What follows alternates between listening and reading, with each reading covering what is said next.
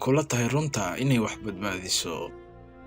daawade ku soo dhawaaw qiso cusub. xilli ayaa waxaa dhacday in laba nin ay ceersadaan wiil yar oo aan la garanayn waxa uu ka sameeyey. wiilka sida uu ordayay ayuu wuxuu arkay meel looga dhuuman karo oo guri camal ah. guriga hortiisa waxaa fadhiyay oday waayeel ah. wiilkii la ceersanayay wuxuu odaygii ku yidhi, adeer waa lii ceersanayaa, waxaana rabaa inaan halkan ku dhunto. odaygiina uma jawaabin. haddaba wiilkii wuxuu iska galay meeshii si uu ugu dhunto labada nin ee soo ceersatay. odaygii oo meesha iska fadhiya ayaa waxaa soo maray labadii nin oo raadinaya wiilkii. markaas ayay weydiiyeen odaygii, waxayna ku yidhaahdeen, adeer wiil yar oo ordaya halkan ma soo maray? odaygii ayaa ku jawaabay, haa, wuxuuna ku dhuntay gurigaas, ayuu yidhi. wiilkii yaray aad ayuu u naxay, cabsi badan ayaana soo wajahday. balse labadii nin ee ceersanaysay waxay is yidhaahdeen, odaygan been ayuu idin sheegayaa oo wuxuu rabaa inuu gurigan idinku mashquuliyo si uu wiilka u sii dheeraado oo aan u gaari weyno. wayna iska sii tageen oo raadiskoodii ayay sii wateen. markii ay fogaadeen ayaa waxaa soo baxay wiilkii yaraa isagoo xanaaqsan kuna qaylinaya odaygii, wuxuuna ku yidhi, adeer adigu naxariis maba lihid miyaanad ii damqanaynin?